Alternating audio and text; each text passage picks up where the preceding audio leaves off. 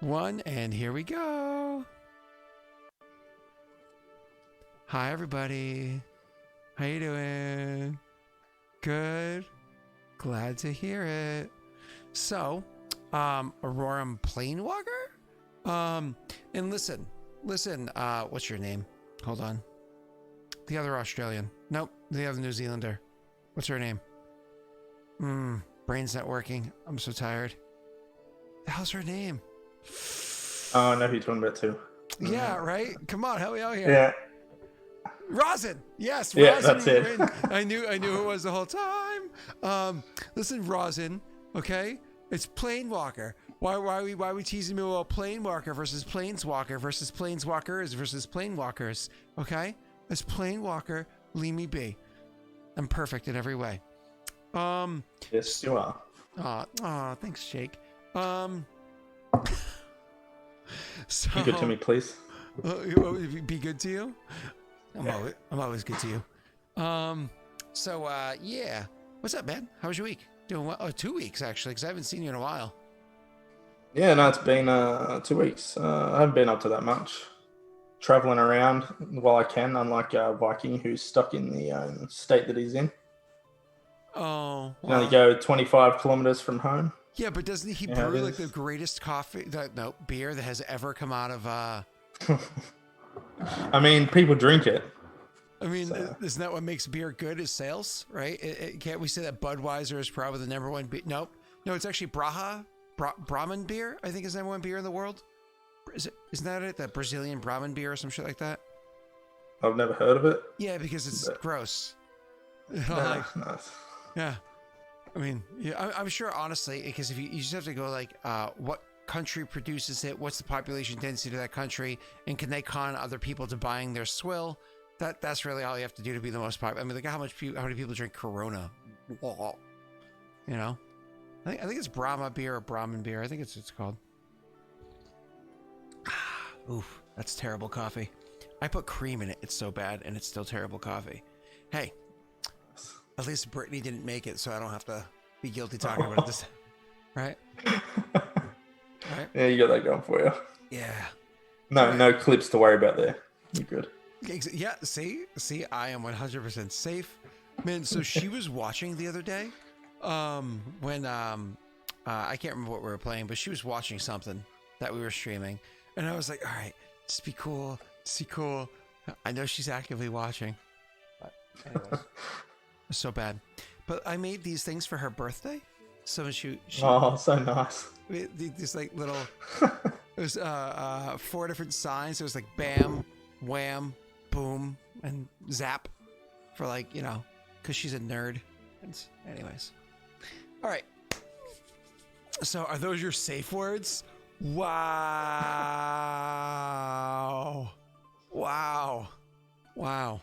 I've told you guys, I like the pain. My safe words are keep going. So, all right. Stolen from 30 Rock. Hi, Jake. How your weeks went well? Yeah, no, they were good. Are you excited to move away from Kroll, at least temporarily, and come back to Grishka? Don't give me at least temporarily. This is the moment that everyone's been waiting for. The return of the one. He's back. Is he? And he's staying back. Wait. If he's back, then where is he? Well, you're about to tell us, aren't you? Well, listen, I don't know if he's back. I feel like Let's bring it in. Segway. There we go. We should just make a Jake Segway machine. Like I press a button that says like Segway, and it's like Jake's like, let's bring it in as he flies across the screen. Oh, nice. But we need to give him a 10-gallon cowboy hat and a lasso first. So, all right. Maybe for the Aurorum calendar. Who knows? Do we have enough PCs for a Aurorum calendar as I move away from bringing it in? Do we have enough PCs for that? So let's see. On Friday, Tyler, which we all want a calendar of Tyler. Messy. Nobody wants a calendar of Messy. And Rena, which she does good enough cosplay. Doxy, who's there? Who's with them? Doxy, Will, Josh and Will. Josh. And then we have, we're just going to throw my brother Will while we're mentioning Will's, because he's around enough to be like February, because, you know, February. And then we have Neil and Jake and Tesh. And then we have myself. It says 11. So how do we fill that 12th slot? If only there was another campaign with at least one new PC in it so he can boot me out of it. And then oh man, an Aurorum calendar. That might be cool. No? Oh, I mean, you know, never say never. Yeah. What we do is we have like a piece of art that takes up most of the Aurorum calendar, like background image. Then we have a picture of the PC who plays it, and then like a small image of the artist who drew the artwork, whoever that might be. And then we have just like, bam, Aurorum calendar. And that would be, yeah. Does Aurorum have a 12-month year? Yeah, for simplicity. Aurorum does. But, all right. Let's bring it in, Jake. Let's bring it in. Would you like to remind us what happened from one's perspective last time one played? Now, this is going all the way back to... It's a long time. This is going all the way back to when you discovered what the hell was going on with the planes, when Tesh and Neil, so that's Ilen and Raerin, were in the basement of the castle, and they had contacted the planes and everything. Would you like to remind us what happened there and what one was doing before we bring this back in? Look, we found out that the Martyr and the Arbiter had stopped the flow of souls to the outer planes, right? Mm-hmm. That's it. Mm-hmm. And that also had stopped souls going to Vroga. And I remember when one showed a glimpse to Octavia of her destined afterlife, it was Nankaro's plan, I'm pretty sure. And that kind of rocked him a little bit there, because someone so devoted like she was, he was worried about himself. But then when he found out from Raerin, I think it was, or Ilen, about what was going on, he felt betrayed by Nankara, and he didn't know what was going on, and he didn't. There's obviously a bigger picture at play. So he wants to know on what side of the fight he falls. All right.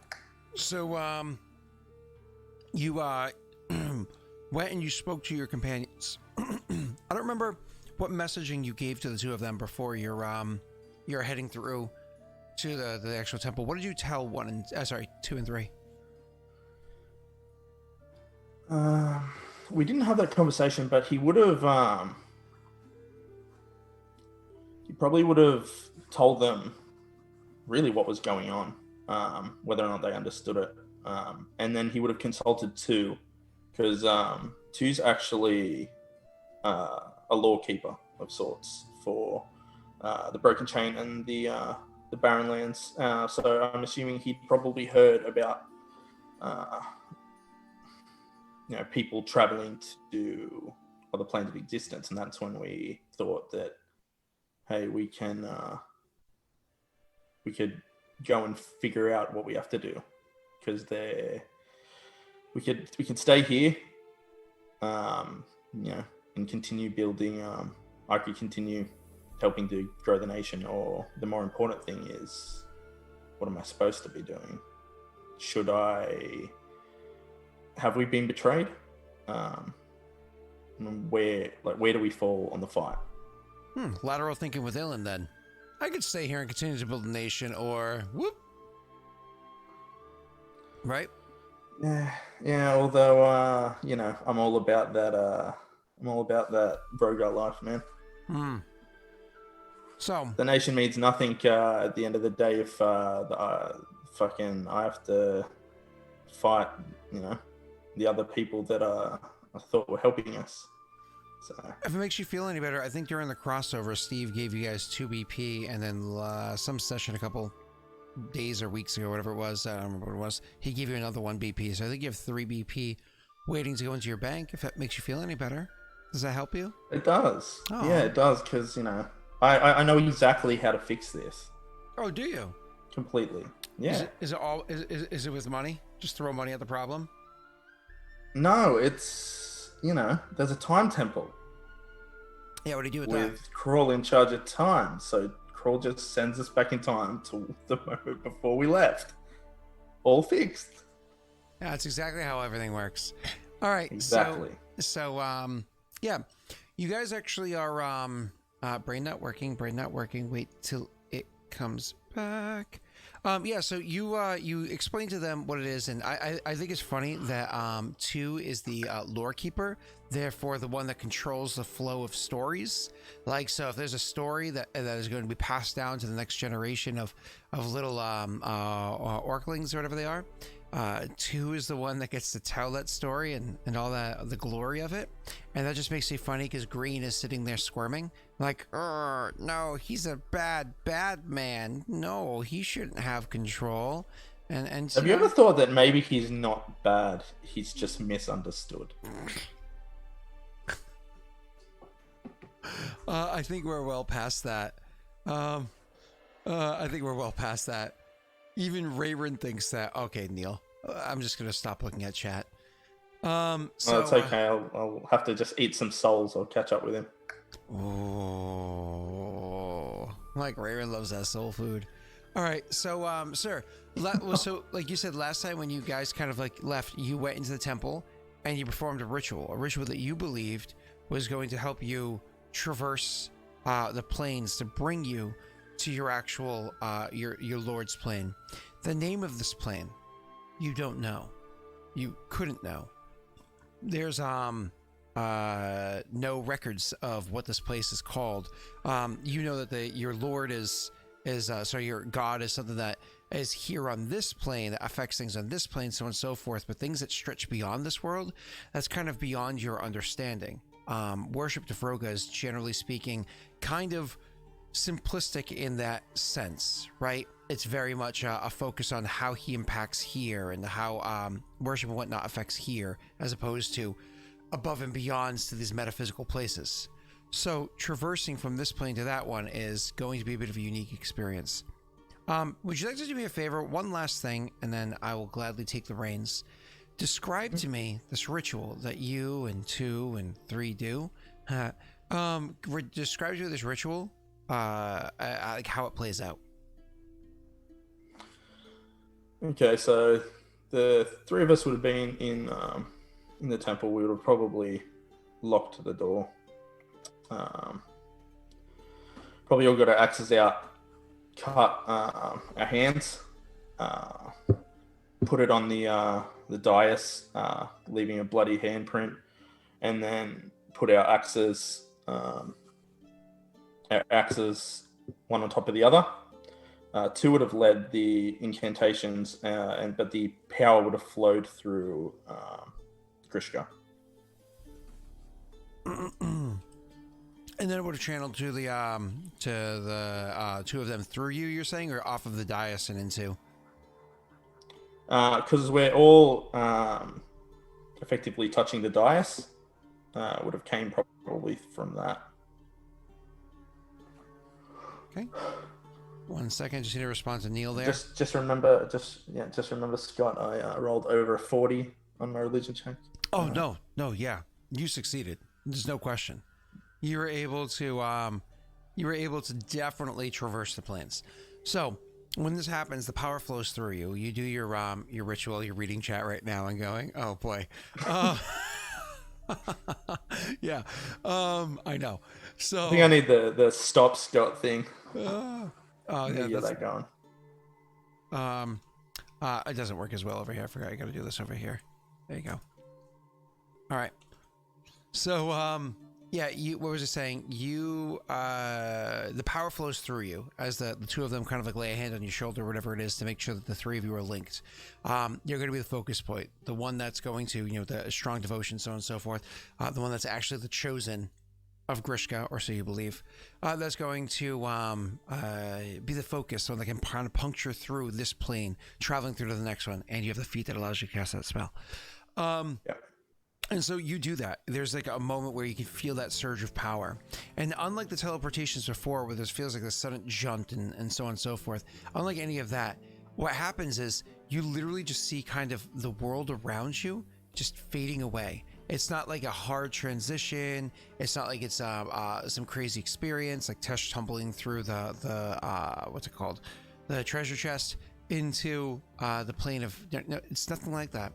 It's actually a rather smooth transition where literally almost like you're watching an overlay transition happen, fading from one image to the other. The other one's kind of like almost hidden behind it. You can see one image fade away over the course of, say, 3-4 seconds, and the other one fade into view. And then all of a sudden, you're just not standing where you were standing before. Instead of standing inside this building here, inside this shrine, I think it technically is, it might be a temple, inside your... it's a temple. Yeah, it is a temple, so you got the upgraded. I think only Neil didn't then. Yeah. So anyways, fading from your the temple to Vroga that exists here, you end up standing, realize it's kind of like as you see this transition happens, you blink once or twice and you realize you're actually standing inside ruins, like old ruins. The area around you is still lit up. There's ambient light in here is same as it would be for anywhere outside, and so therefore it's lit up well in here because there's practically no roof in these old ruins that you're standing inside. Taking in the moment, you can see that the air around you looks a little different, a bit off. It actually is a reminiscent of the Barren Lands in that, summertime when you're inside of a, say, Jake, from maybe you've experienced this, summertime when you're in a place that has, regular trees, maybe a coastal area, so on and so forth, is very different feeling than, say, in the outback or like a desert, right? Like the actual sunlight looks and feels different. The actual air smells different. There's this like change to the way that the sun is kind of beating down. It feels hotter, it feels stronger. But at the same time, if you take a moment to look up in the sky, you don't see a sun out there. You just feel light coming down from the sky, or just everywhere around you is lit up. Strange. Maybe the sun's just kind of hidden behind a wall or whatever it might be, just past noon sort of a situation. You can also smell that the air smells different here. It smells like... one is perceptive enough, you don't gotta roll. It smells like... iron? Steel. Like iron and steel mixed with blood. And mead. And food. It's a strange smell. It's just like a mixture of... strangely enough, a lot of the things that you enjoy. So the sound of this place, as you guys transition to, you happen to be inside of ruins as you just described, and so it seems like where you happen to currently be might be a bit still, but your ears perk up a moment later as your companions are trying to settle themselves into the transition. You've grown kind of accustomed to transitions of this sort or that one, and honestly, again, you're very perceptive and an extremely high will save. So again, I'm not going to make you roll for anything yet. While you're standing there, you hear a faint sound of battle off in the distance. Not in the ruins where you are, but somewhere just out of sight, just over the horizon. You can hear the faint sound of battle going on out there. Other than that, looking about, the only people that you see are yourself, 2, and 3, who themselves are, again, trying to pull themselves together from the transition. It took a moment for them to really settle in. What does one say or do first? Seems we've reached Valhalla. No, he would say, we're definitely not where we were before. Smells different. I can hear there is a fight far from here. We should scout out.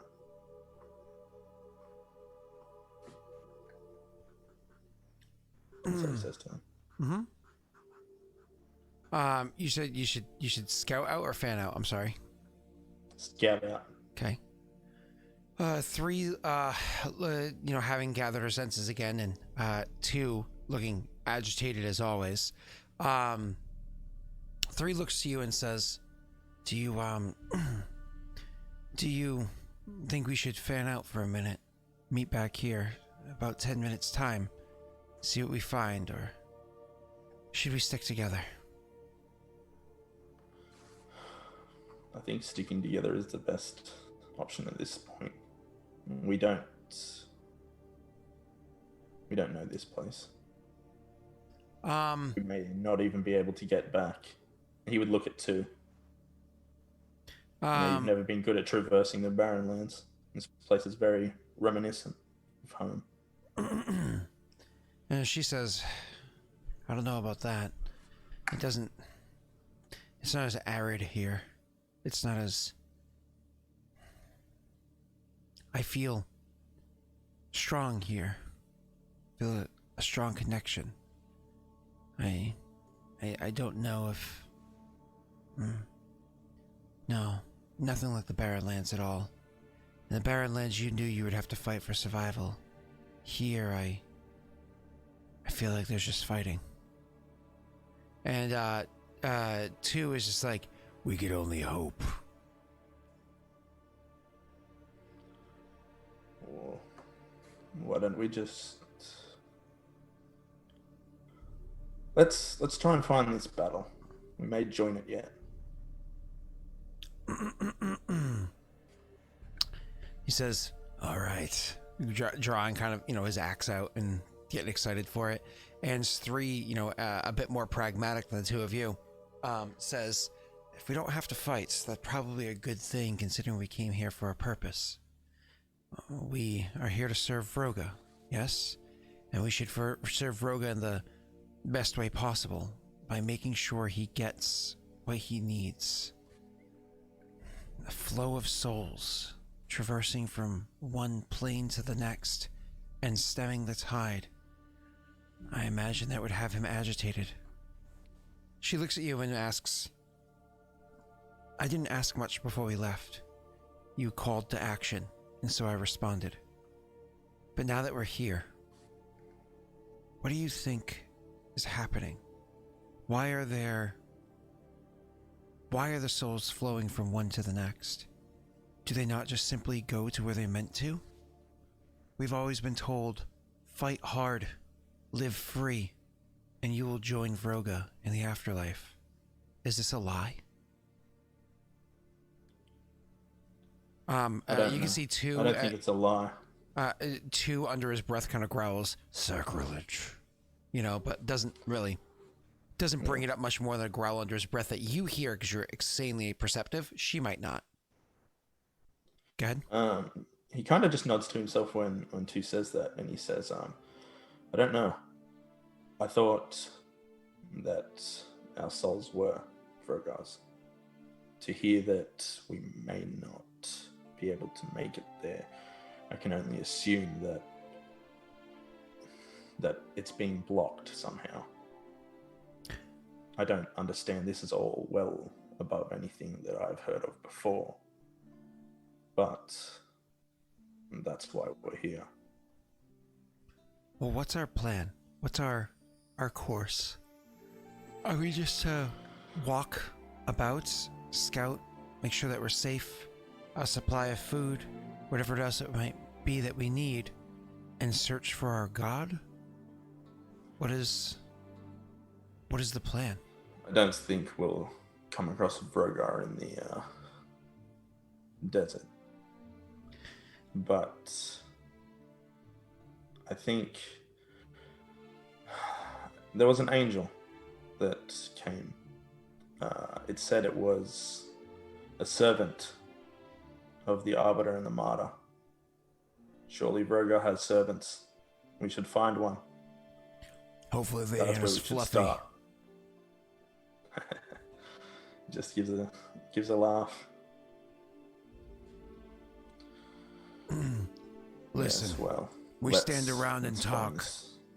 All right, we're here.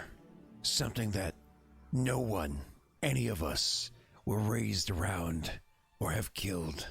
is likely to be able to exclaim, "We stand and talk. We should walk. We should fight." I agree. Okay, Joey. You all right there, buddy? Joey, you need a cup of coffee or a nap? Joey, why don't you just pop your headphones in, you go cuddle up underneath your blanket, you just pull it up to your chin, you snuggle in nice and warm, and you just listen to the soothing sound of Jake's voice. And you fall asleep to that, okay? And you can dream about that monkey all you want. But, all right, baby? All right, Joey, you do okay. Let's move on. It's weird. Yeah, you, okay. He's like, okay. And he goes and snuggles up. Oh, cute little Joey. One thing, as we started walking, that I would say to 3. Mm-hmm. I'd say, So, you imagine that 2 is a bit more brimming to burst out. So he actually, kind of shortly after he says his bit, and then you said you like want a 2-word follow-up, he would immediately turn and walk out of these ruins that you guys happen to be in, which don't like, it's not like this is a shadow of your current place. It's not like this looks like your temple by any stretch. These are just very different ruins. Now, my apologies. You continue. As you're walking out of here. Yeah, he turns to her and he says, "Yara, you know, how many times have we heard those words, those incantations that Orsk said? We've heard it many times. It's part of how many times we've heard, or how many times we've said? Both. Though I asked Vroga to give us the power to come here to find out. And those words, those incantations, there was something more. Look where we are. We are supposed to be here. We need to figure it out. I hope you don't have any doubt in your mind." I've always had a question as to whether or not the words that we use are what causes the power to take place. Are magic words actually a significant thing? Or is it the faith and the words just happen to be almost a focus? You can have faithless saying the words loud and proud, motions and what are they called? Reagents, and nothing happens. But then you can have the most devout, sometimes not even using words, sometimes not even using reagents or motions, sometimes using none of those, and things take effect. I get what you're saying, but I don't want to read too much into words. Words are just words. I believe that we're meant to be here, but I'd lean more on the fact that we have enough faith, enough devotion to be here, rather than we said the right words with enough fervor. That's what I was getting at. Yeah, we've said the words, we've heard the words so many times before, and nothing has ever happened. We are here through our faith, through our connection to Vroga. This is why we're here. Or it's a feat that you picked up at level 7. I can't recall which. Yeah, it is. So thanks for breaking my immersion, Scott. Sorry. Look, the other 2 were chosen. I had to pick up feat to be chosen. Okay, I have the chosen 1 feat.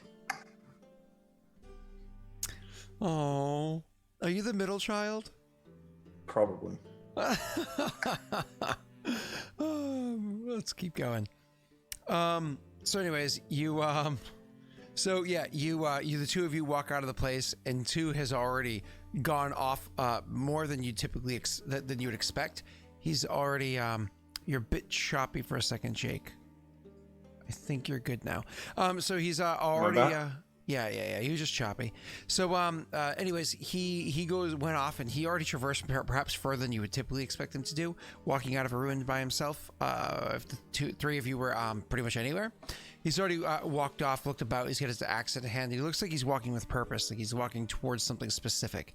As he makes his way away, she kind of gestures towards him and says, "Did we follow, or did we see what might be elsewhere? Looking about." We stick together. We've been separated too long. She nods and says, "Well, some actions needed to be addressed." And then she continues walking with you. She'll actually bring up the conversation. How will the nations fare with our departure?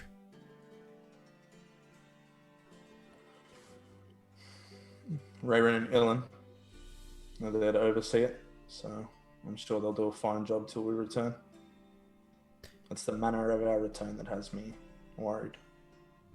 Except my question was plural, not singular. What about Hod Gwen? The orcs are there. We have interest. You know that we were making active steps to bring Hod Gwen under our purview. I dare say that one Raerin and Ilen will continue that. At least we know it's in relatively good hands. The slumbering queen, as odd of a duck as she may be, she certainly knows her stuff. She's worked hard to bring things to the levels of success that they have thus far, and she will continue to do so. I believe she's genuinely doing well and good for the people. It's interesting. Yeah. And she continues to walk forward. So as you guys make your way downtown, walking fast, faces fast, you're soulbound. As you guys make your way away, you once again get the kind of impression as you step out onto the area beyond.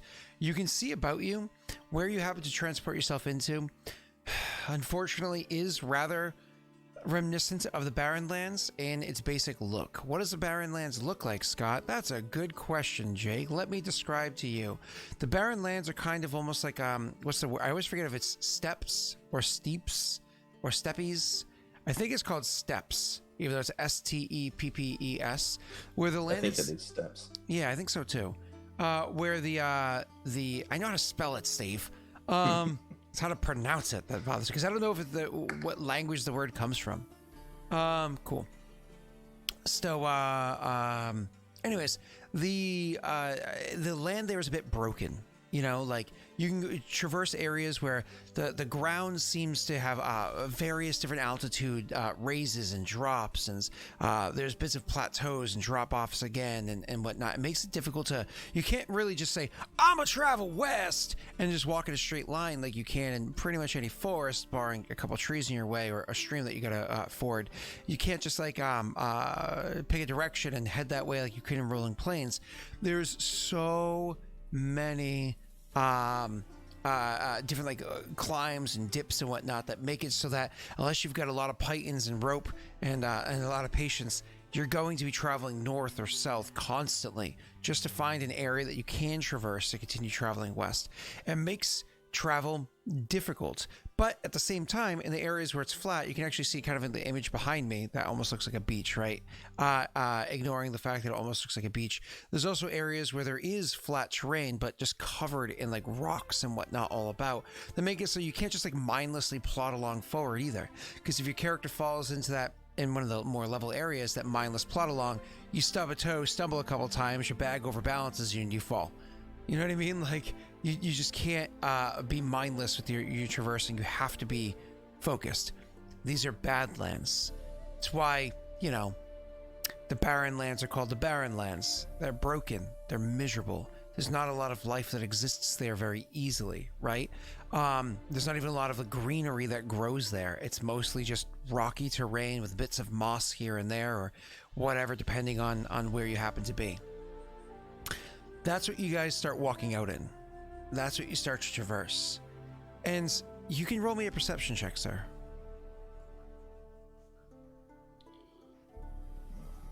First roll with Grishka in a long time. Let's see. Nah. 5 on the dice. Wow. Are you bragging? Yeah. Nope. Yeah, he's like, I do it right, Tesh. I do it right. You said that to Tesh. So you, looking about the area with your total of a 21, which is kind of sad. You looking about the area, you can see that there looks to be no combat. Did you? For a moment, you thought you saw combat off in the distance over there, at the edge of the horizon. So you can go to pursue if you want, but you only saw it for maybe like 2 seconds. And then you're like, maybe it was a trick of the light. You're not sure. I wonder if there's combat there at all, or it's just forever on the horizon. What do you see? I thought I saw something. What are you talking about over there? It's cause 2 from a distance away. I thought I saw something. What? I don't rightly know. Something. He turns to 3 and he says, it looked like a battle, but it's gone. I can't get a focus on it. She says, we can go and see who's fighting what. Or keep it the same direction we chose. Let's see if this brings us anywhere. Did you see something or not? And he holds up a canteen and says, you need to wash out your eyes? It's good ale. I don't know, Orsk. I can see better than you, that's for sure. He chuckles. What do you think? Yeah, should we go towards it or continue in the same direction? Something says the battle calls to us. I can feel it, but she kind of like looks over to 2 and like waits a moment till he looks like he's a bit distracted, looking off, getting impatient for having to stand there. She looks back at you and says, it like leans in just a bit so she can quiet her voice by another like a couple of decibels, and says, I feel uneasy here, Grishka. I feel an uneasiness. Do you feel it as well? And it's funny that she says that because you do and don't. Sometimes here you have this like sense of swell, of pride. You can feel like a strength coursing through your veins. You can feel like almost like this place is meant for you. Like you can feel it is connected to you and you to it. And then at other points in time, it makes you feel a little uneasy, a little thrown off. You don't know how 2 feels, but he seems like a kid with ADHD just ate a whole bunch of M&Ms. You know what I mean? Like he's party size pack to myself. I've totally never done that. You know, but 2's often that way, so you don't know.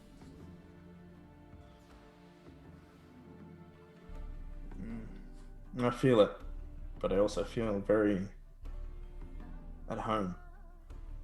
It's strange. The battle does call. I felt like when we first got here, there was a moment when I first got here, within seconds though, 2 having clearly turned back and started stomping back this way. What the hell's taking so long? Let's go. Stand around and chit chat. You know you can walk and talk, right? Well, we need to decide what way we're going. We could be going further from the battle too. So wait a minute. What battle? He says, looking I told about. you. I heard it. could hear. You said, heard it, and he holds his axe out. Where? Like pointing in like a 45-degree angle. Shut up and let me hear then. You He just stop. turns back to 3 as well. Yep. Do you stop and like kind of like focus for a second and roll another perception?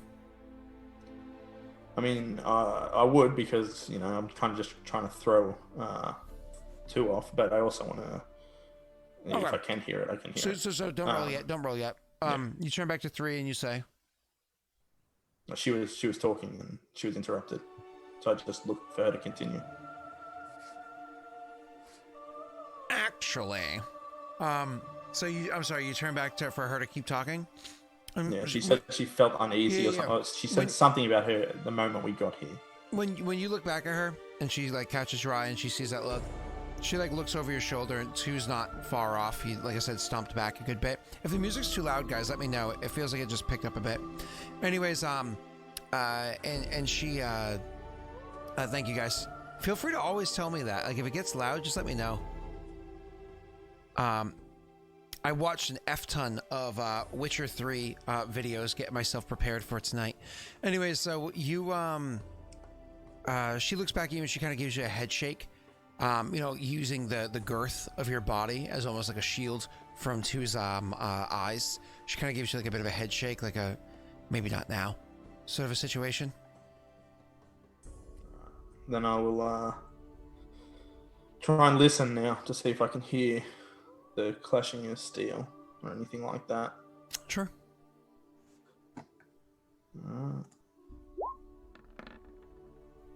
24. I wish I could play Green. I never even finished Witcher 2. I just ran out of time. If I could find a set, maybe instead of a Monday night campaign, what I should do is dedicate every Monday night to playing Witcher 2 then 3. I'd have to, you know, buy them again since I have them for console. But you know, anyways, a 24, and then you use the Twitch chat pool of luck. Look at that luck dice. Because we all know that you're actually the favorite PC in this campaign. We let Neil think he is because he has such a fragile sense of importance, but we all know it's actually you, okay? Let's be honest here. Grishka, he's been missed, and people are turning out, all right? No, it's not Grishka, Jake. It's you, Bubby. Oh, thank you. And the Jake gif was perfect for the crossover session, so... anyways, so I also own number 1, and I think I could totally play number 1 because I think I have it on PC. Moving on. So you so with your 27 pool of luck, you are your 27 perception, you stop and you listen for a second. It's almost like, as I said beforehand, there's those moments of just like you feel like you belong here, and other moments where you feel like things are a little amiss. You just kind of stop and you calm your mind for a second, which sounds funny to say in a place of potential chaos, but you calm your minds and you reach into those areas, those depths within yourself where the rage bridles, where you can feel your orcish kin kind of like riling up, where you feel your blood boiling, and you actually listen, lean into it. You feel yourself getting invigorated. You can feel like almost like that power of the plane coursing through your veins, and you can hear the battle off in the distance. It does call to you. You can hear war chants off to the side, battle cries. You can hear drums pounding. Drums pounding. That is something that you do not find in the Barren Lands. Drums pounding is something that you find in Kajinxi. Is this a sign that Kajinxi also properly worships Vroga?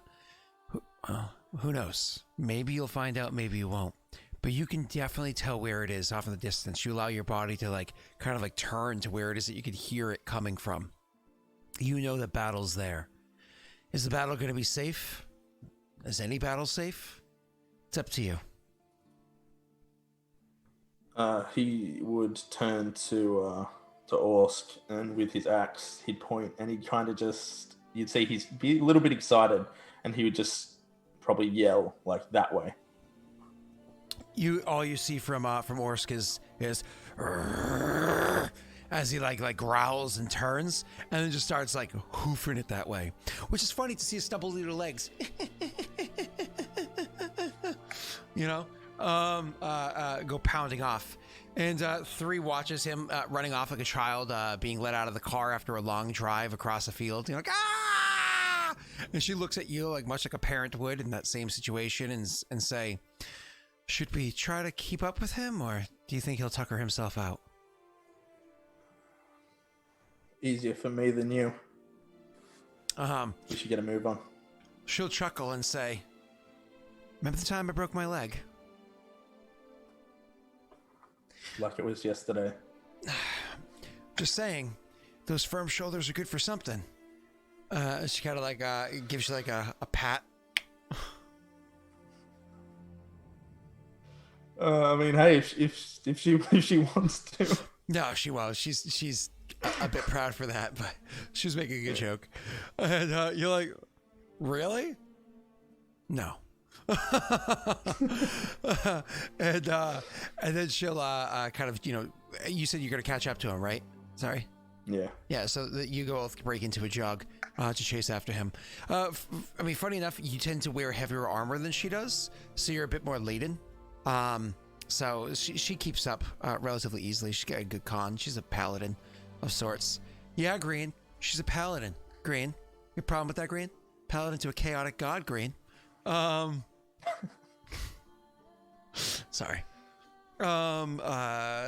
So she goes charging off with you after him, and he runs for a long period of time. I'm just kidding, Green. I love you. He just goes running off for a long period of time, trying to chase after whatever always seems to be just over the, just happens to be just over the horizon. How long do you guys want to travel for in this sense? Since you've left the ruins, it was about an hour before you stopped and kind of like took this in. How long do you want to go for? Hours? Days? A couple of minutes? Well, it'd depend on whether or not that was getting any louder. If it was staying the same, something would probably trip and be like, I feel it, like I want to fight, but this fight may not be in the direction we're going. Maybe it's something else. He really doesn't understand, but he wouldn't just run endlessly if there was no change. If the things that he was hearing was the same, but that's the only direction they've got. So he might slow down, but they continue traveling that way. Okay. So you do that. You continue traveling that way, like you said. Slowing down after. I mean, if you wait till two Tuckers out. I mean, let's be honest. He's not a dwarf. He's just a stocky human with a beard and a gravelly voice. Has a really high constitution score intrinsically to his bloodline because he has stocky parents, and grandparents and so on. And so it goes on for a while. Honestly, the two of you are winded before he is, but you're also both very stubborn. And so you continue running until finally he starts to slow down and you catch up to him. And it's one of those, like you're clearly out of breath. Is he like heavily out of breath? Is he slightly out of breath as you're trying to, having caught up to him? And you're looking at the character sheets that you made going, fuck you, Scott, I have a higher con than him. I don't think I do. I think he has a higher con. Oh, what are your cons? I think mine's 14, his is 15. Oh, there you go. Slightly different. And he's not a dwarf, so he totally is pretty good at that stuff anyways, but moving on. So also, Josh, do not talk about my NPC that way. Thank you. He's not a shitty NPC. He's a good guy. He's a good guy. It's misunderstood. Yeah. It's misunderstood. Orsk is sus. Oh, Orsk. So, anyways, so you kind of slow down and start walking with him a bit more. You travel like this for the rest of the day, which the sun started to set. You know that the sun started to set because it started to get dark. Despite the fact that you haven't seen an actual ball of fire in the sky, the sun started to set because it started to get dim. Like it started to get into the twilight hours. Then the twilight hours held. It never got darker. It just continued to hold twilight. And you guys continued to walk because it wasn't to the point where it was so dark that, she has a kind of a hard time seeing in the super darkness, but she can still see in this. it's literally one of those points where one of you has to break and ask the other ones about when a break in the march will be. You know it's not going to be two. He's always looking for that battle just over the horizon. He's chasing it. Do you say something or do you wait? How's 3 looking? Stoic. She's not one to complain. I know that look though. Yeah. I know how she's feeling. Yeah. He would just be like, Orsk, we rest. Looks back and says, we're almost there. We rest. But we're almost there. We rest, Orsk. She'll look at the two of you, and Ever, the middle woman, she says, let's give it another hour. We can all go one more hour. Perhaps we could actually find the comfort of night. All right, one more hour. She looks at him and says, is that fine? One more, and then we stop? And he goes, how are you going to track an hour? You got a time glass with you? I ain't got shit. It's not exactly like things are working right. And she's like, instinct, Orsk, instinct. And so, you guys plod on for an amount of time more. Except, after a bit of time passes, the sun starts to get brighter in the sky. Not the sun, the sky starts to get brighter. As it seems like it's the dawn of a new day, perhaps? You don't know. Instead, she starts speaking and cursing this time and goes, fuck. We could have rested with some degree of night. Now it's... I imagine you didn't bring a tent in your pack. I did not. Looks like bed... done worse. Yeah, well, bedroll over the face is going to have to be how we get rest today. Two, sorry. Orsk, slow down. Let's find rest. It's day. Exactly, which means we traveled straight through the nights, or whatever that was for a night. It's day. Let's rest. He growls, and he kind of like turns his shoulder hard back from, being the one that's again quite a few paces ahead of you two, and turns back and comes over and says, "What's for meat?" And she sits down and says, "Don't worry.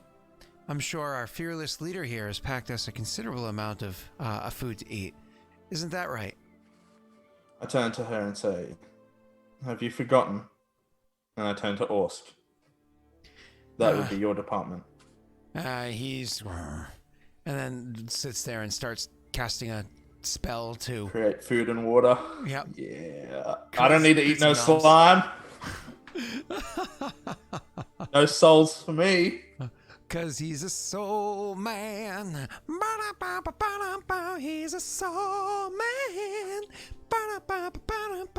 What 90s TV show is that from, Josh? Help me out here. What show is that? I don't even remember. That song's always in my head. It's always in the brink of coming out. So anyways, so he sits down and he casts a spell. The meal that appears before you is very different than any meal that you've seen him summon with this before. It's a veritable feast that appears. The way that the pheasant is perfectly roasted in front of you. There's even a fully roasted pig on a spit. There's all sorts of different like meats and what are they called? Starches and whatnot that happen to be there. There's not much by way of things like salad or whatever. It's more hearty food. It's like a lot of meat, a lot of like very hearty kind of foods. There's a rabbit stew that literally just kind of appears as part of the casting of a spell. It's so much food that appears before the three of you. It's one of those things where it genuinely gives you and 3 pause, but not 2. He just keeps going. Just keeps going. No, it definitely was not Blues Brothers. I don't think that was a TV show, dude. Maybe I'm wrong. Orsk, what is this? I've never seen you make anything this good. Normally everything you make is bland. gets us through, but ain't anything like this. Food. He says, oh, the actual show is called Soul Man from 97 to 98. That's why. It's actually called Soul Man. Can I call for a poll? Maybe that was at it. all? For what? For you to do Two's voice in a New Yorker accent. Nope. Yeah. Only poll you'll be getting is the one the first time we meet. Oh. All I gotta say is you're gonna get a good bit of boom and bam. Camera focus off my face. You can do it. Nope. You get it. Camera doesn't want to focus. No. Yeah, focus on my hand. See my hand? Focus on my hand. There you go. Look at my hairy hand. Boom and bam. Oh, there you go. All right, sorry. All right, continue. Nothing? Okay. So yeah, nothing of that. I just he just says food. Okay, I don't have lotion here, Josh. I just start eating. And it's fluffing delicious. Like, it's so good. It tastes amazing. 3 is sitting there, and she grabs up a leg off a pheasant, and she takes a bite on it off of it, and she's like, this is a bit dry, isn't it? She says, like, kind of like leaning over, and 2 gives her like a look like come on, like she's so critical, like, ah. And she's like, no, it tastes like it's been left in the oven a bit long. That's all, a bit overcooked. I'd grab a leg and try it myself. It's delicious. It's juicy. You can feel like, you know how it is when you have like poultry cooked the right way, where it's cooked just to the point where it's still bloody and juicy and delicious, but also safe. I'd get up and I'd kind of look at her in motion, go for a little step away, more or less. She looks down at it and looks up and says, "Won't be missing much." And she stands up and walks to the side with you. Yara, what's going on? You seem to be having a different experience here than we are. Finish what you were saying earlier. I don't know. Something about this place, it just seems, when we first got here, I felt, like you were saying, a connection, a vigor. It was strong. I felt it at first. And then I'm trying to feel it again, but this place feels so... It's loud. It's so loud here. And the sun beats so hot. It's strange here. It is always, it's almost too much happening. It's giving me a bit of a headache, and I can't move away from it. 2 is just... Sorry, not 2. Orsk is just being a bit much. Yeah, like he's putting on a show for others, but there's nobody to watch. You know how he can get. And I don't know, it's just overbearing. It's hard to find my my senses. I think I just need rest. I just think like I just need some rest. Kind of refocus myself. You say that you feel vigor. You feel... I do, right? Connected. Yeah. I get most of the time, yeah. Yeah. Yes, I do. Although I think... Orsk... I think you may feel it more. I'm worried about you. You need to stop, or we need to do... If there is anything... If anything becomes too much... Vroga's kingdom is in question. The union between you and the 2 other chosen of gods is in question. If I wanted simply to fight and kill, I could do that in the Barren Lands, but I'm not on the Barrenlands, and neither is he. We're here, or where we were in Raerin and Adir, for a reason. We're doing his work. We're doing work for the good of the people. We're doing work for the good of Vroga. And so, we found ourselves here, and we'll continue to push forward, because that's what we need to do. I'm uncomfortable, but I'm not in pain.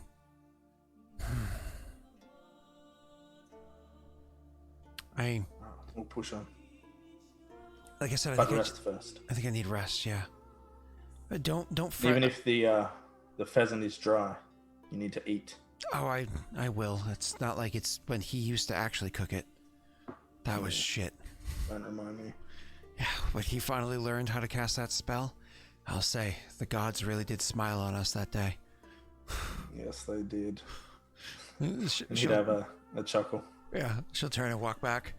And so she turns back with you and goes over and sits down. And it's one of those things where she fills, she continues to grab food and she eats it, but she eats it slowly, like somebody that is eating chicken that's overcooked. Like, chicken's good when it's off your plate in like a minute and a half tops. 90 seconds is gone. Chicken's bad when you're like reaching for that water every other bite. You know what I mean? Oh God. Anyways, so she's so she's sitting there and she eats through the meal or whatever, kind of like plows through the food, has a bit much, ends up getting a bit gassy and lies down and passes out like a baby. Just passes out, loud snores.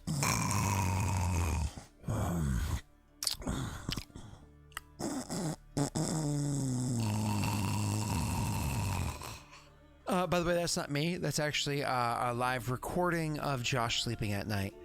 Yeah, he has sleep apnea. It's a real problem. Let's be nice to Josh.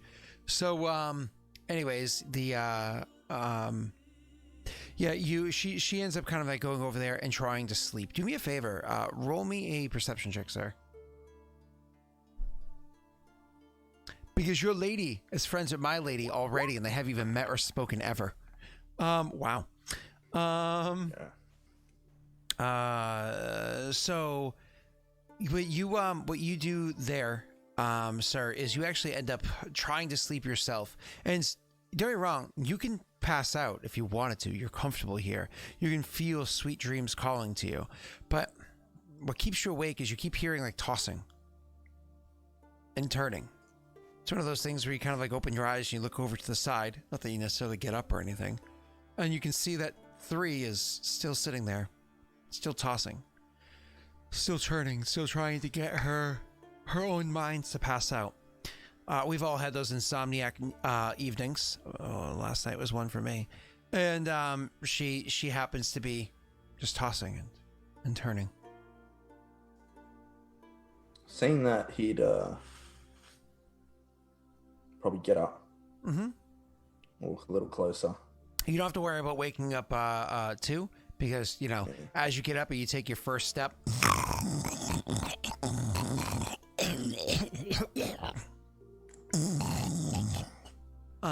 Anyways, you way over to her. He'd just kind of whisper, almost. He'd be like, "Yara." She lies still. Sense motive.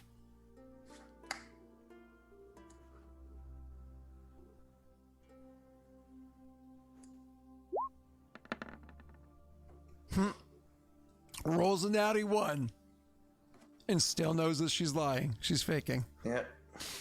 Wow. So she's pretending to sleep. Jake played Pathfinder and won. So she's clearly pretending to sleep. Yeah. He'd kick her. Relatively, like, hard enough that her hands jump and catch your, like, one hand top your foot, the other one on your ankle, kind of stops like a boot from catching on the stomach or whatever. I know it wouldn't have been too hard, but she kind of catches it, and she opens her eyes and looks up at you and says, "Did you want to cuddle?" If it'll help you sleep. And he kind of laughs a little. She'll push your foot away, and then she'll kind of like do one of those slow rollovers, take a second, and then push herself up off the ground, which isn't very tall. So she's like about as tall as Josh.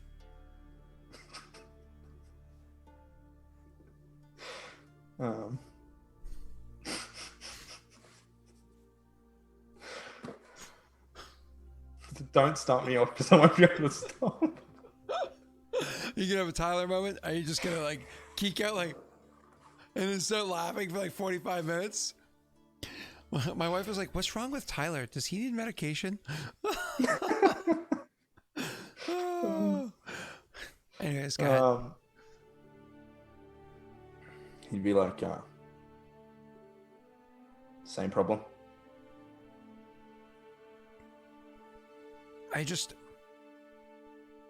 My mind is racing. I can't settle it. You know when you're lying there and you're just thinking about too much and it just won't let go? That, and it's not like it's much quieter with it being the middle of the day and all. Whatever time it is. This is strange. We need you to be you. I don't know. This place is doing something to you that it's not doing to us. I don't know how to help you. I don't know either. I can feel Vroga. I can feel that we're here. I know that I'm in Vroga's home. I can feel it. I feel the strength of him. I feel the connection. I know it lies within. But this place, it's different to me.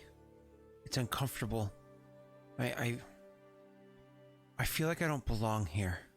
She says, almost like saying that is like exposing herself.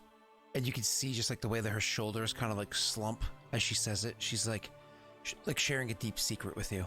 You know, she's like, I feel like I don't belong here. I feel like maybe I shouldn't have come. I feel Vroga's power. And I know that Vroga's will is what I wish to. But maybe Vroga. Maybe I'm not what he wishes to have. Maybe by being so close, I can finally see that he's rejected me this entire time. When she says that, he'll slap her. Straight in the face. Okay. You know. And she honestly, it's one of those things where she's been hit harder. Catches her a little bit off guard, but nothing crazy. And she just kind of says, ow. You realize how big your hand is, right? Yes. Don't talk like that again. You're as faithful as the rest. And look at like he gestured himself into. I don't know why this. Listen. This is happening. Grishka, I may be just as faithful, but that doesn't mean I'm just as worthy. Look at him over there. Look at Osk, sleeping like a baby. He's snoring louder than ever. You know what he's dreaming about. Ugh, I am not looking forward to hearing about it in the morning. It's going to be a longer walk that way. Every step, he seems to have more draw forward, like he's being both pushed forward and pulled forward. Every step, I feel like the weight of my feet grows, like there's a wind at face holding me back. Yes, I'm devout. Yes, I have faith. At least, maybe I did until we got here, and it's the first time I've ever really questioned since our trials. It's the first time I ever really questioned it. This place seems to hate me. And I think I hate it. And she says it once again, almost like she's sharing maybe a little bit too much. Like it's like, oh, did I, like biting your lip sort of a thing. Did I say too much? He'll tell her, speaking of our trials, remember the stories. Remember Vroga as he was and as he is now. He'll gesture over it too. That was the Vroga of old, the first, before that bitch imprisoned him. before he broke free. You've always embodied the other. When it came time for assignments to be given, who was the first one to put their hand up to raid a slave camp rather than just fight back the hordes? That's just because I have more balls than the two of you. Say what you want. But you contrast each other. There is a stark difference between the two. And like you said, your faith is no less. I don't know what this place is. You say you feel Vrogar in here, but maybe this is bigger. Maybe there are parts in this land that are different. Maybe we're in the part of the battle fury. Maybe we need to move to a different.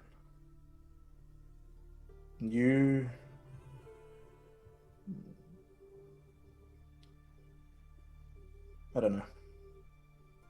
We travel together, the three of us, just like we always have and we always will. We're there for each other. What do we make of this? She says, pointing at the sky. The night seems to never darken. Endless sun. What is this?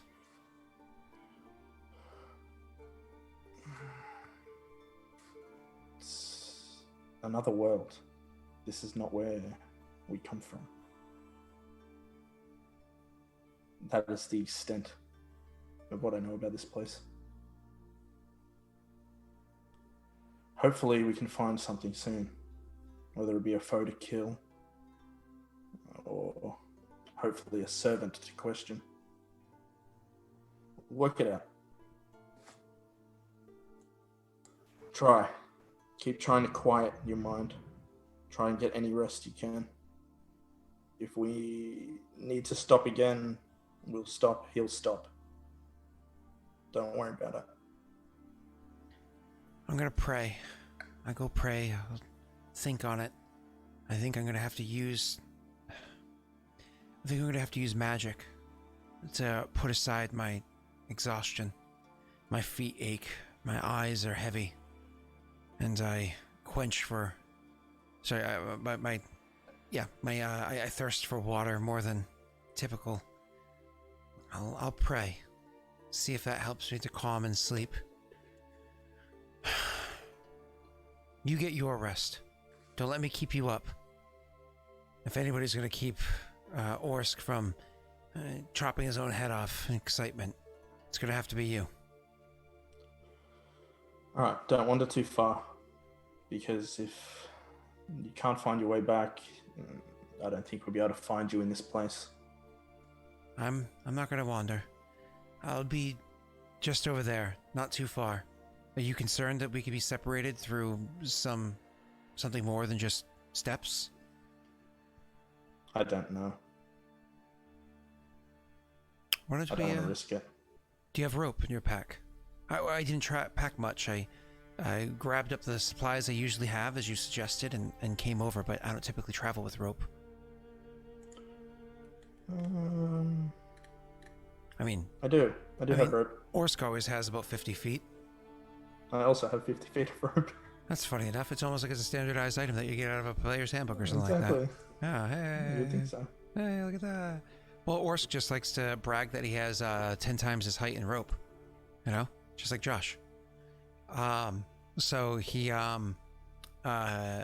she goes and she grabs up his rope out of his pack. He sleeps through it. And she ties like the two ends together and says, I won't be far off.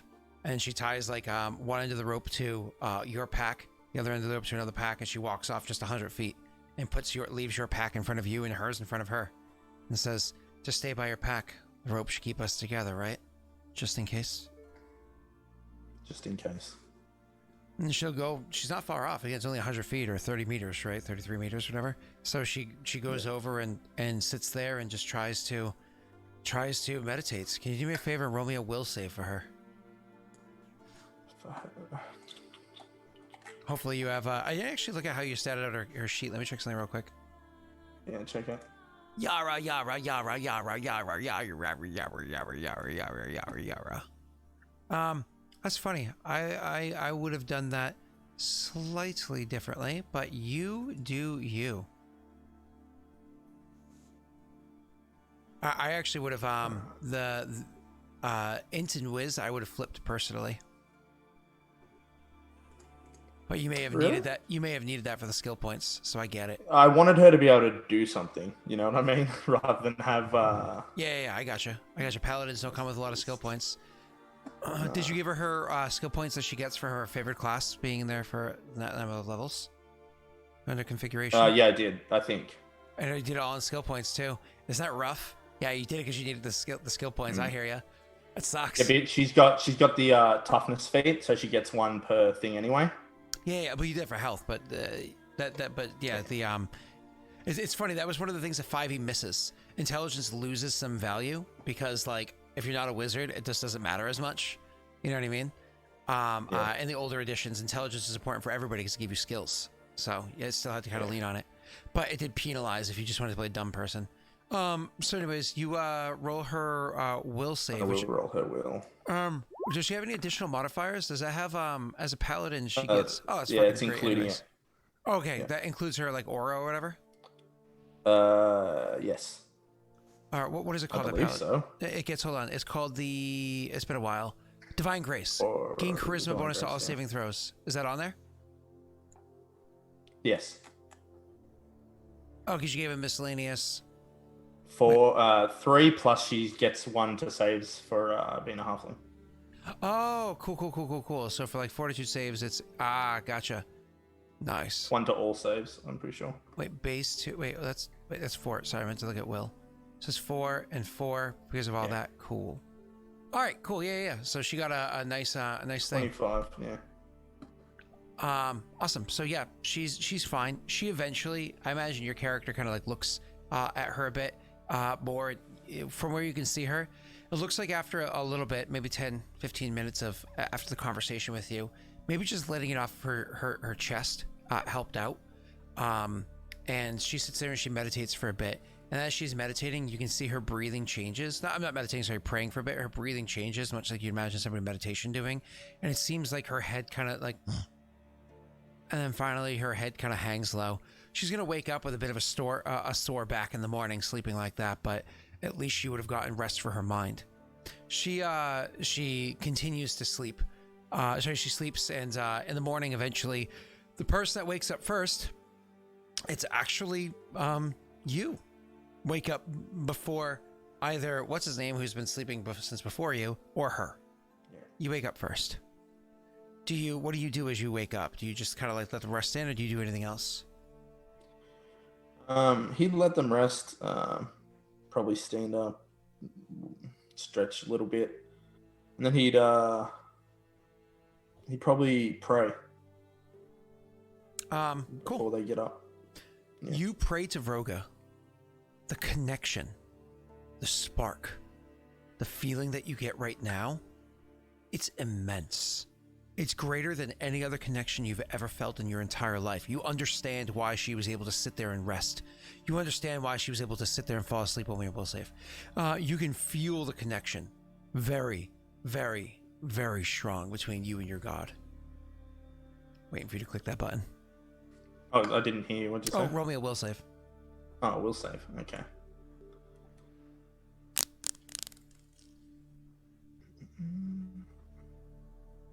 Oh, that's her sheet. Give me a second. 3 character sheets too much? No, not at all. Sometimes I have to keep multiple campaigns open. Okay, so... Oh, you get +1 because what's his name's nearby. Yep, so plus 3, so 23. Wait, give me a second.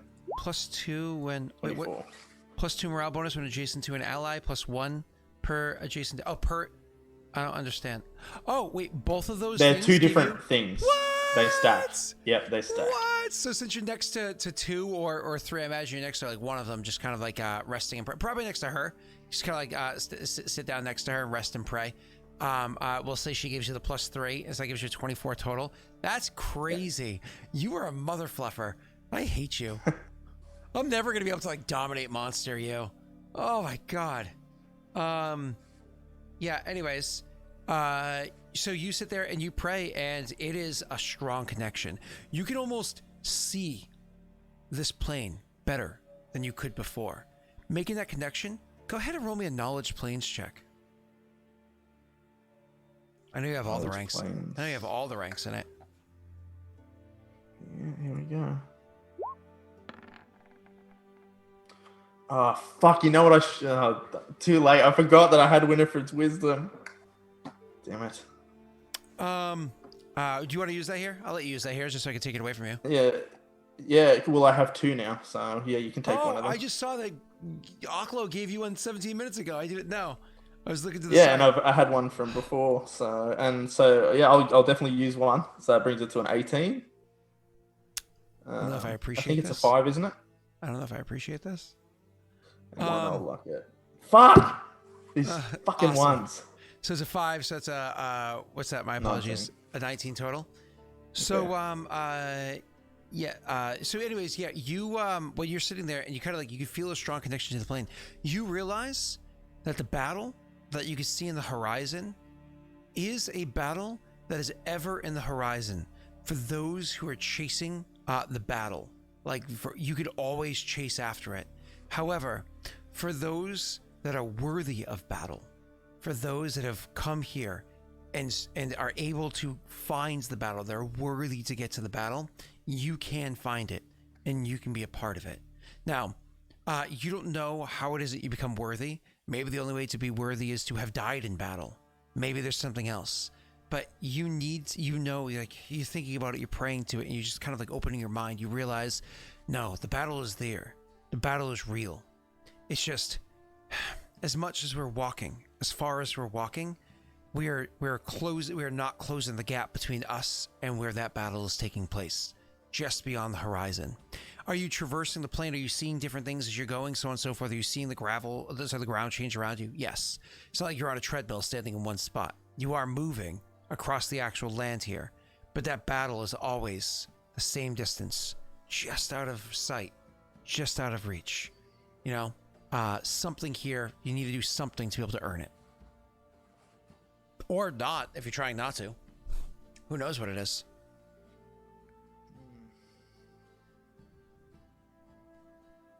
It's quite a puzzle there. Well, do I have anything?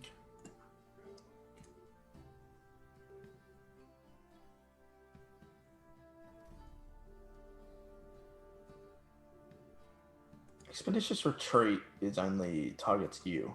Damn it. Also, remember the word that you would use for the 3 of you, because the 3 of you have been adopted into Barrenland's culture, is Karuk. So the 3 of you, well, only you're orc. The 3 of you are Karuk. The 2 of them just weren't born that way. I think you were either born in Kajinxi or the Barrenlands. I honestly can't remember. He's born in the Barrenlands. Taken when I was young. So what he would do is he'd just wait until they wake up. He 3 needs the sleep. So what he'll do is sit down and he'll just start thinking while he waits for them to get up. Sure. And yep, that's fine. They'll wake up shortly afterwards. She'll wake up next. Seeing like she'll wake up, my apologies, and kind of like look to you as you're like praying next to her, sitting there and thinking or whatever. And she says, "Did you rest?" I did. You feeling strong? I am. Good. Give me one of those bear hugs. Oh, fuck my back. She says as she stands up and trying to stretch it out. And, you know, do one of those, like, from behind, like, crack, crack, crack, crack, snap, you know? And then another, like, 40 minutes or so pass before finally, Two's just kind of like... It was one of those things where you don't know if he woke up and snorted or if his snort woke him up. But finally he's going, Oh. Huh. Oh, yeah. I forgot we were here. And he kind of like rolls over and gets up. He's like, the two of you, you should hear about what I was dreaming last night. As he walks over, and she gives you one of those sideward glances like, oh, here it comes. And I just let him go. Yep, he comes over and he regales you with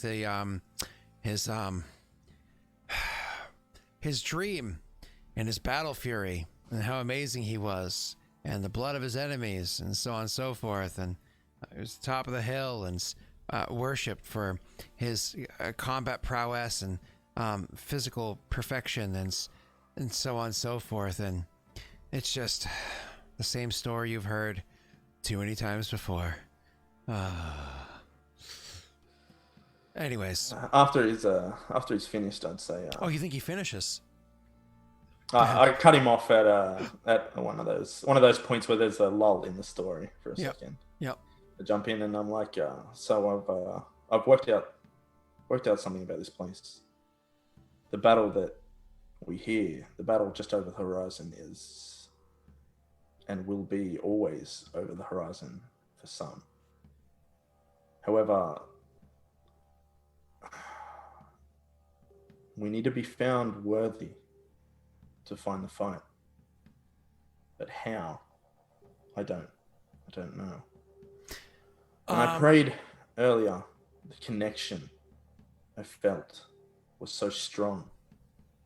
It's like nothing I've ever experienced before. I say today, we push, and we push hard. We want this. We're here for a reason. We may not find it today, we may not find it tomorrow, but we will not quit. We will continue until we either die here or we get what we came for.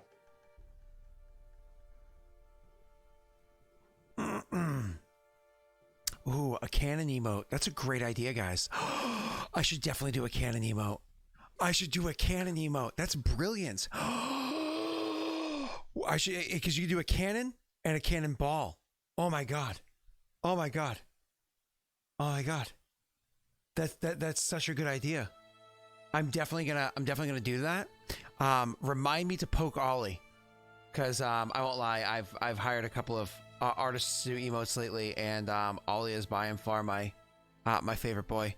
Just consistently is just so good. He's so good. I can't. It's just like, he's so good. Rena's actually pretty good too. Rena did the swords. Sorry, 1 second. Let me just do this. 1 second. So let's see. Silver. Oh, I'm on the wrong chat box thingy. Give me 1 second, everybody. Silver. Rena actually made these swords because I was not happy with the ones that I actually gotten otherwise. So you may have seen these already inside Discord, but these look so good. Look at this. The other stuff that the artist made for me was great, but look at those swords. They look friggin' fantastic. They're so good. I love it. And that one sword looks great with Rena's emote too. So you look the Rena Queen, and then you do the silver sword to go along with it. Come on, it looks so good. I love it. But a 2 emote cannon emote, that'd be friggin' great. Don't you agree, Jake? Wholeheartedly. Thanks. I almost feel like one would be called like emote. Sorry, cannon. Spelled like C with one N. So CANON, and the other one's like plot ball, or like off course or something like that. Anyways. That'd be a good one. Cool. Let's continue going. So, I feel like let's see who would get the credit for that. Joey? Did we give Joey the credit for that one? Let's see. Cannon emote. Who said cannon emote up there? Was it Vance? Somebody said it. True cannon. Cannon. Somebody says it. I feel like somebody said cannon emote. Am I crazy? Am I not seeing where somebody said it? I can't find it. I guess nobody said it. I guess nobody said it. Yeah. Nobody said it in gold font. Nobody said it anywhere. So, definitely didn't happen. So, yeah, I must have been all my idea. I'm brilliant. I'm so smart. Jake, aren't I smart? Very smart. Yeah, I'm smart. To think of that, that was great. I know. I'm so brilliant. All on your own. Yeah. You want to give me a? Oh, thanks, buddy. Thanks. I needed that. No worries. All right. Continuing on. So, what? It's the job of the Northern Hemisphere to plunder the Southern Hemisphere. It's literally what we've done for all of human history. That's what we do. So, you guys, wake up. So you say, we push on hard, much as hard. And so he's like, "Argh!" and like starts running off. And she looks to you and says, another day of it. And then starts charging, like not charging, but like jogging after him. She's not going to go full tilt like he is. She starts jogging after him. She'll allow that to go on for like maybe a good 10 minutes until you guys like legit winded. And then she'll kind of call to you and say, you said we need to be worthy of the battle. Maybe an hour or so should say. We should wait. As you guys are kind of jogging. You need to be hour. You need to be worthy to get to the battle. What did you mean by that?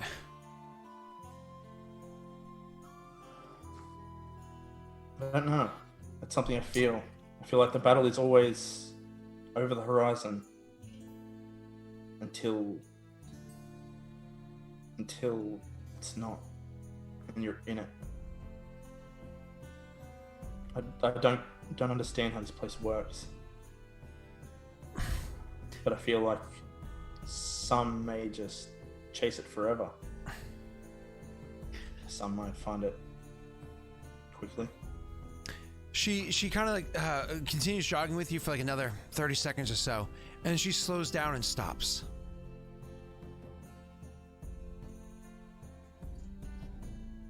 I'd yell out to Orsk. Yeah. Huh? He says, kind of like whipping himself around, but like almost like losing balance as he does so. I just hold the hand up like for him to just wait. He throws both hands up. Look, what the hell? Go ahead. Again, he's a good bit ahead of you. Yeah, I'm not approaching him. I'll kind of walk back to her a little bit. Mm-hmm. Okay. I let her talk. She takes a moment to catch her breath and says, you say you have to be worthy for the battle. What if you don't want it?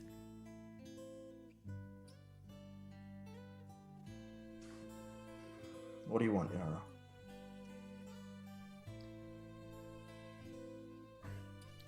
Excuse me for saying this, but it's not what I want. I'm blaming you for this one, Grishka. I was content. I traveled the barren lands.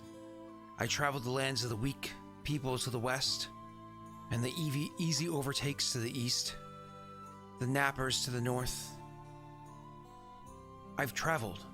I've fought. I've killed so many. I've ravished in the battles to Grishka.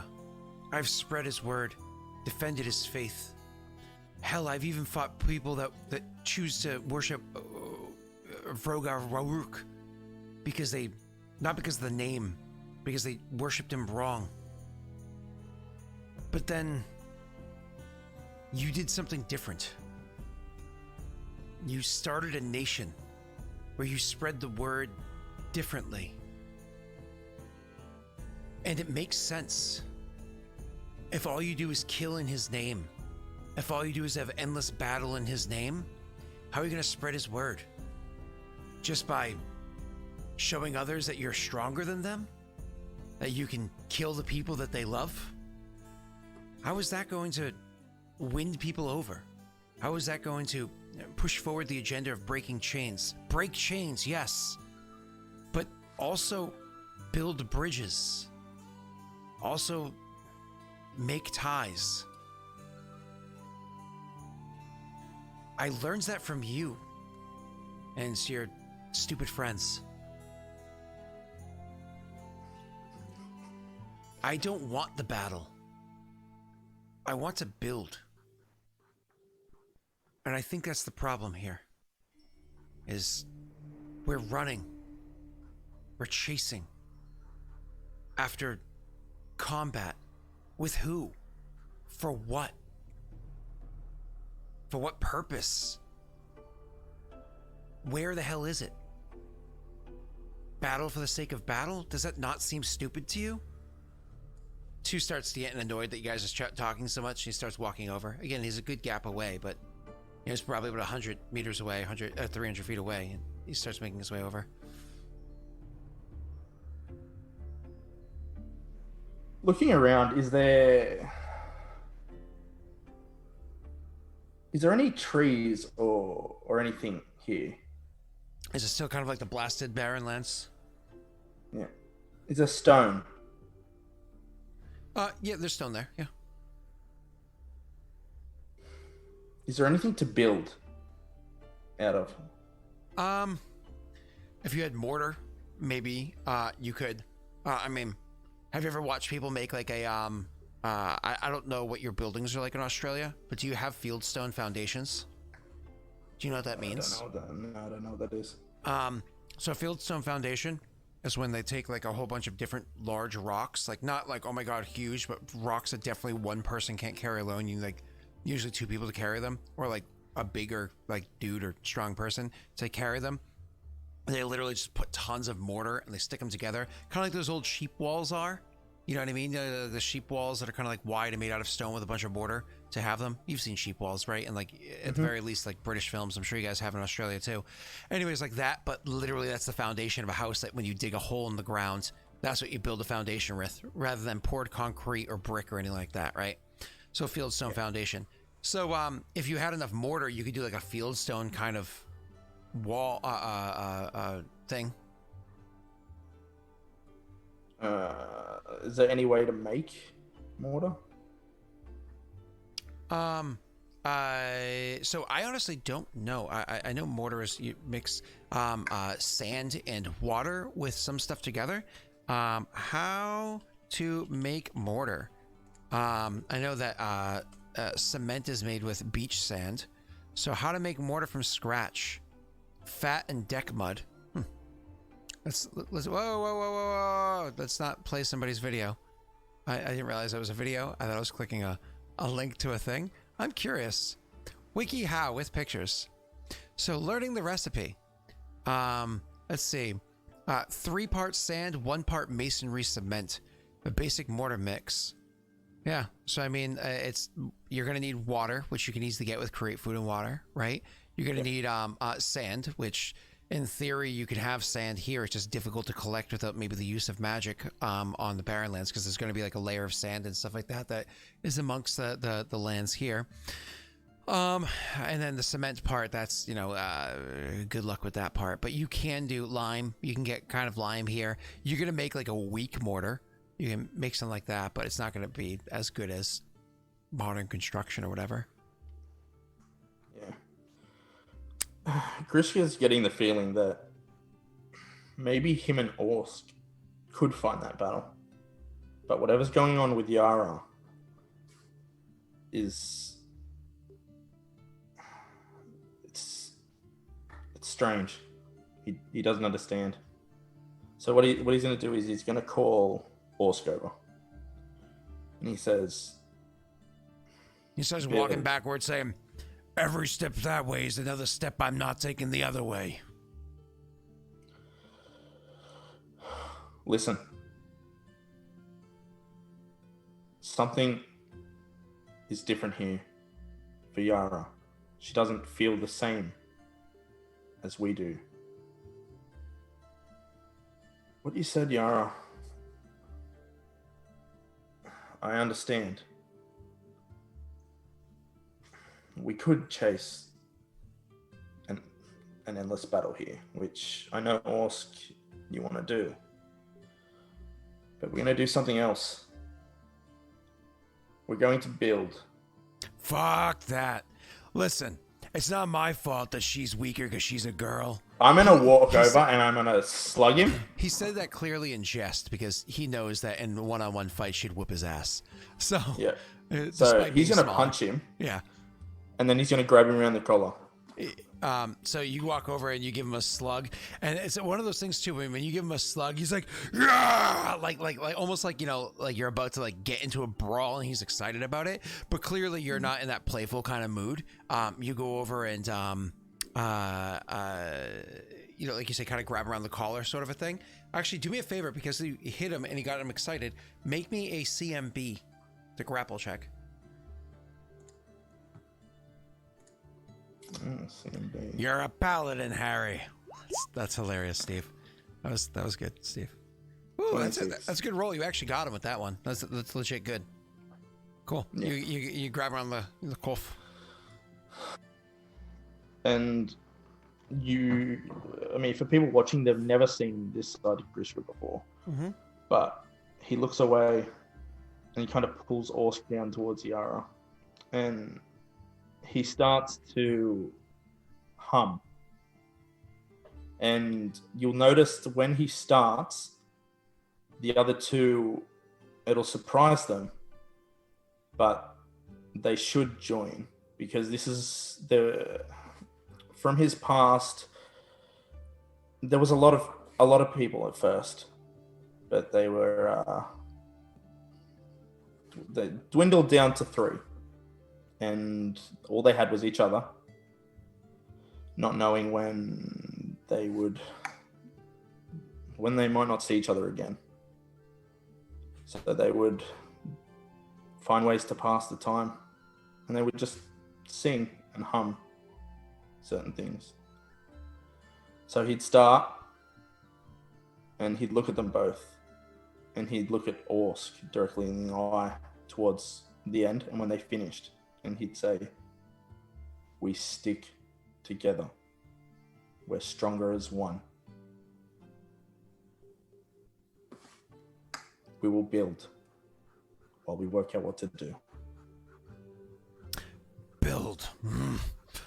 With what? A rock? He says, kicking a rock. He may have hurt his foot, but the rock does roll. Yeah. Whatever we can find. You can shape the stone to an extent. Give us a starting point.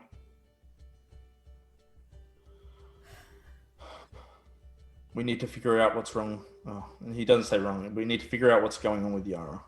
Otherwise, you'll never find the battle that you seek. He actually just throws a hand, like almost accusingly at her. It's like, sorry, I'm just like off frame here because my thing's so tight in. And like throws a hand like accusingly at her, like, you know what's wrong with her. We're being polite. I don't know why she wouldn't do the same. She doesn't have it in her heart. She doesn't want the fight. Look at her.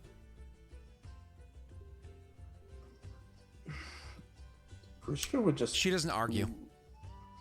Yeah. He would look at Orsk sadly. And he'd just say, "Remember where we came from." I remember where we came from, but put that aside. Look at where we are. You feel it, don't you? You feel it. It wants us. It's calling to us. I want to be there. It is calling to me. Grishka is so close. We have a chance, but we need to embrace it, or we will not get there. He looks at her and says, "Yara, I love you. You know that. I will die for you. I will kill for you. I have before, and I will do it again. Well, maybe not the die part yet, but, you know, there's time. But this, we do it all in the name of Vroga. And in this scenario, you're the one holding us back. I shouldn't be pledging to you. You should be pledging to us. Why aren't you fighting for us? Why aren't you charging for us? You need to let go of whatever shit's going on in your mind and embrace it. We are here!"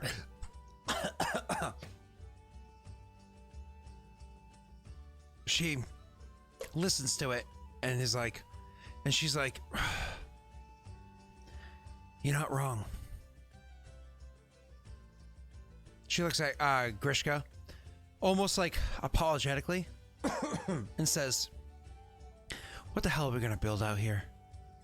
Look at these rocks. What are we going to build them with? We're just going to build something tall enough and strong enough for the first heavy gust of wind to knock it over, or him to get drunk and walk through it thinking it's a door. He's not wrong. I think I need to get out of my own head. I think I need to lean into what's happening here.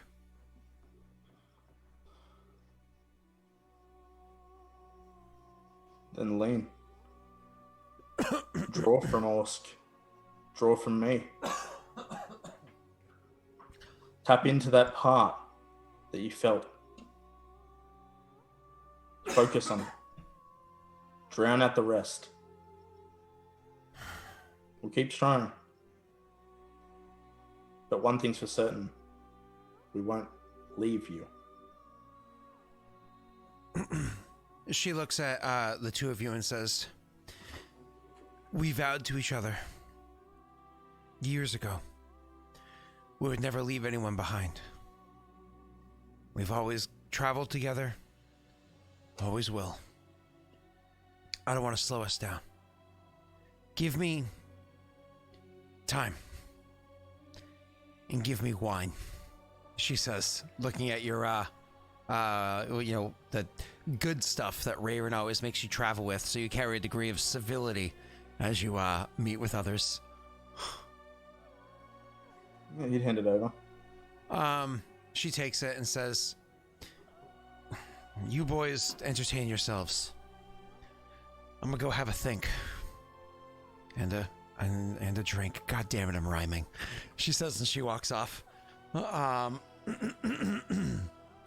she is gonna go walk off and have some drink and really kind of like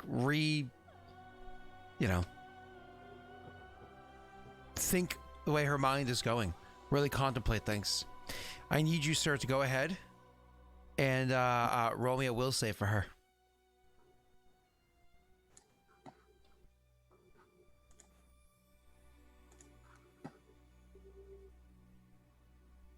As the day passes on.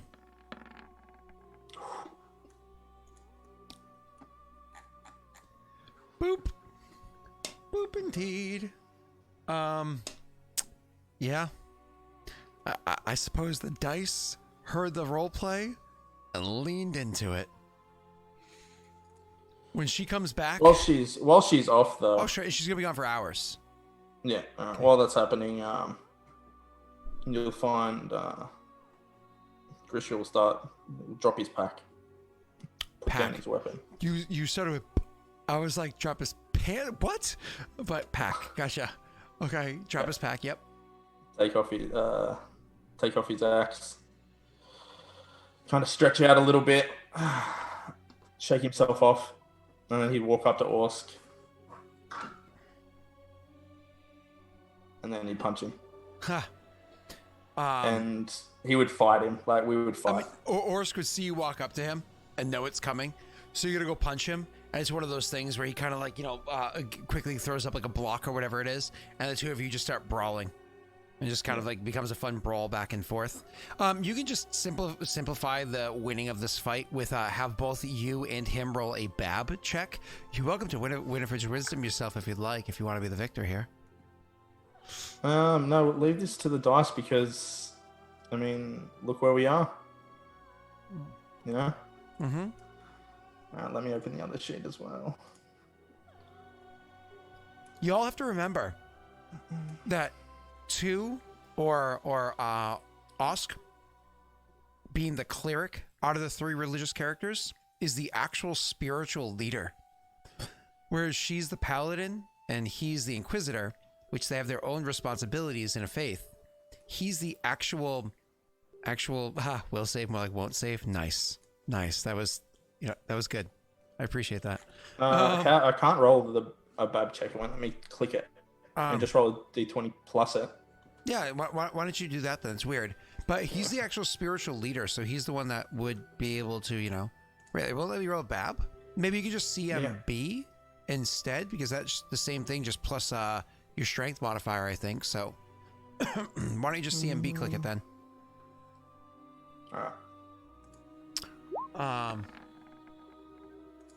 Wow. There we go. Wow. Wow. The modifiers should be similar, right? He has a plus 6 and you have a plus 10. Oh, that's not similar at all. And then you happen to roll 2 more than him. So that worked in your favor. So anyways, yeah, you beat up Orsk. Do you want to do best out of 3 for funsies? Want to roll each of them one more time? See if you just win. She's gonna be. It's gonna be a long time gone for again. a while. So yeah, and I dare say, whilst we're fighting, it only gets more intense. So we'll do it again.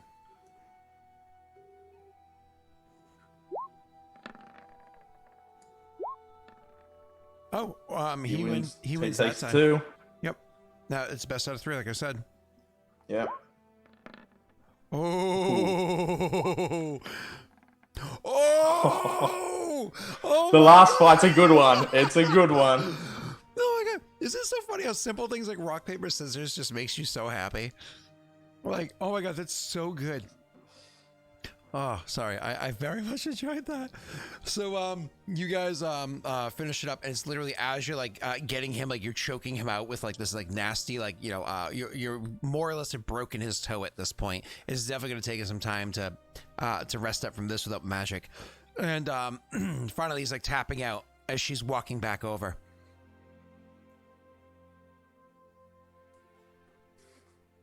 You say or do anything as she walks over? Let Orsk go. Right on the cusp of knocking him out. Yeah, you let Orsk go, and you kind of like let him go, and so you're starting to get up or whatever it is as she's walking over, and so you're kind of like down on the ground, slowly getting up, and she'll hold out a hand to help you up. Yeah, sure, I'll get up. Then while she's holding you with her right hands to help you up into your right hand, she swiftly kicks you in the balls and punches you in the face. And then jumps on top and starts the fight all over again. And the 3 of you get into a pretty nasty brawl for a long time. All 3 of you just kind of like laughing maniacally as you're in lots of pain and just having fun and so on and so forth. It just becomes this like awesome fest of just like having a good time. After all of you are literally just like, ugh, it hurts so much, lying in a pile on the ground. You know, spend a couple of seconds catching your breath, and she's like, I think I needed that. It's been a while. I've settled for too long. I've settled under that woman for too long. I needed this. I needed to let go. Let's embrace it. We're here, boys. Let's go. Oh, Jesus, Tice. Oh, god damn it. I can't read chat. If you're gonna be that punny, god, that's like Wade level punny. Oh my god, that hurts. It like hurts my soul. Okay. Moving on. So, oh god, that's so bad. It's so bad. She's like, let's embrace it. Let's find it. Let's fight it. Let's kill it. Let's win. And she'll get up, roll over, and stand up again. The least hurt out of the 3 of you, and gets up her equipment and says, 2, you're gonna be able to keep up? And then she turns and starts jogging off. The 2 of you still have to like put your armor on and get your gear together and stuff like that, as she's just kind of running ahead, leaving the 2 of you behind like, no, but our stuff. And I imagine very quickly you have to like throw more or less the armor that you're not wearing into your pack, or throw it over your shoulder and grab it up and start chasing after to keep up. You know what I mean? Like somebody who's walking out of the grocery store not realizing he went to torrential downpour as you were inside, and you're like, I gotta get to my car quick, and you just like start running with all your bags to get to the car. That's right, you're granny running. I see it, Grishka. So you guys start running across the way to go and run ahead. At this point, an hour and 54 minutes into actual playtime versus, you know, all the tech problems beforehand. Do you want to take a break, Jake? Yeah, we can take a break. Yeah, do you want to like maybe go pee-pee or something like that? And then we'll come right back in just a few minutes and we'll see exactly where things go with this. Sounds good. I do appreciate that Tice the Betrayer, Tice is in Entice, the Betrayer, happened around, popped into chat right around when this part of the story took place. And before we go, can you do me a favor? Can you look at your camera, dead in the camera, and just apologize to Green? I think he needs it from you. From the bottom of your blackened heart. Why am I apologizing? Green disapproves of your actions this day. You don't apologize to him. Give him the love from down under. Oh, you don't want me to talk like that. You'll lose some viewers. Nothing? You got nothing for Green? Put your hand on your heart. I'm sorry, Green. This is just the way I am. The way that we are. The way we were meant to be. All right, we'll be right back, everybody. Just a couple of minutes. We're just misunderstood. I got another little fun emote there. It's the K-pop TT. I don't know what that means. Does K-pop TT stand for like? What does it look like? I don't know what that is. Wait, is the T supposed to be like crying eyes? Is TT supposed to be like anime crying eyes? Is that what TT is? That's what it looks like to me. I don't know. I'm not a K-pop person. Bye. Why is K-pop on here? Should get some AOC.